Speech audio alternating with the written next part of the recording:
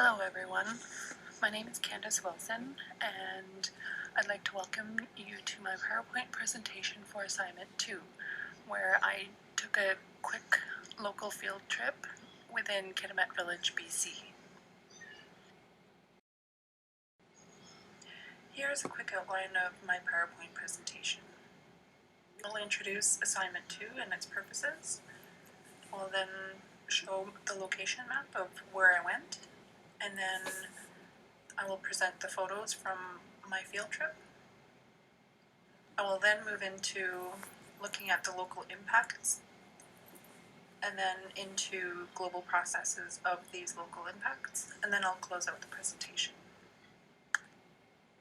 Introduction. Assignment 2 for ENVR 514 consisted of making a local field trip. On this field trip, we had to identify a global issue that has local impacts. We then had to connect these local impacts to global processes. For those of you who are not aware of where Kitimat is located, here's a map to show that Kitimat is a north coast town, which is west of Prince George and north of Vancouver. To kickstart this slideshow of my local field trip, here's a photo from my backyard. It was obviously taken back in the summertime when there wasn't as much snow on the ground, obviously, and that is a photo of the Douglas Channel. So now, let's switch from summer to winter. I did not have to venture far from home to get ideas for a field trip. I just had to look out the other side of my house to see this activity occurring on a regular basis. This logging operation has been going on since October 2015, so I decided to take a quick peek at what was going on. Unfortunately, I was not able to acquire an overview map of the cub blocks, nor was I able to have a guided tour from the company, so there are a few assumptions made when I made my field trip. It was a 5-minute drive in my SUV, and in this photo, you can see the access road on the right with a bit of timber piled up on the left. I'm not a forester by profession, but I'll assume this timber is not of good value, but all the same, it is timber. However, I do know that the good timber will be transported by truck to Minute Bay Log Sort Yard, which is about a 10-minute drive from my house. Then these logs will be transported via tugboat to its destination to head out to market. Again, not being a forester, I can only assume this is the refuse pile from logging and that these piles will be incinerated on site when conditions allow. This field trip demonstrates the global issue of deforestation. According to the World Wildlife Fund statistics, deforestation is occurring at the equivalent of 48 football fields being lost per minute, and this accounts for 15% of the greenhouse gas emissions on a worldwide scale. After my field trip, I had to think about how deforestation impacts the local area.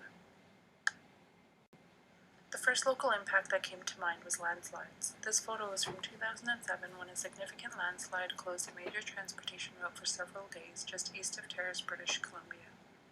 This particular landslide was thought to have originated from forestry practices.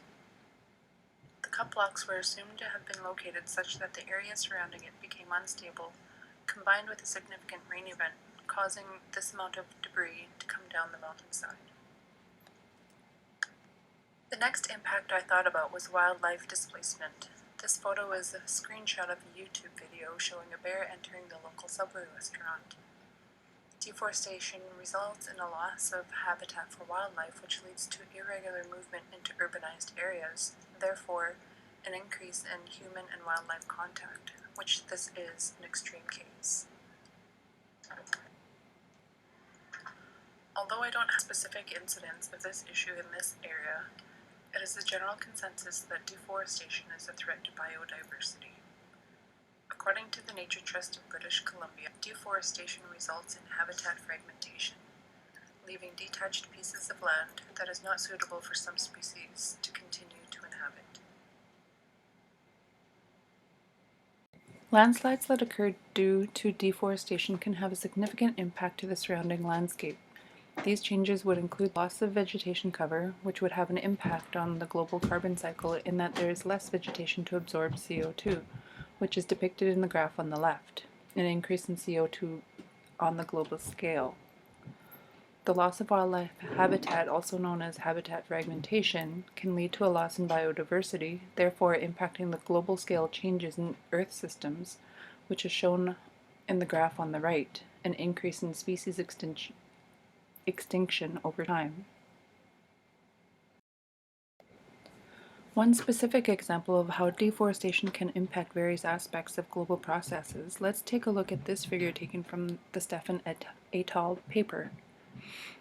Deforestation would alter the amount of vegetation cover, therefore impacting the dust supply used for ocean productivity. Increased ocean productivity will act as a sink for atmospheric carbon dioxide concentrations, leading to a drier, cooler climate.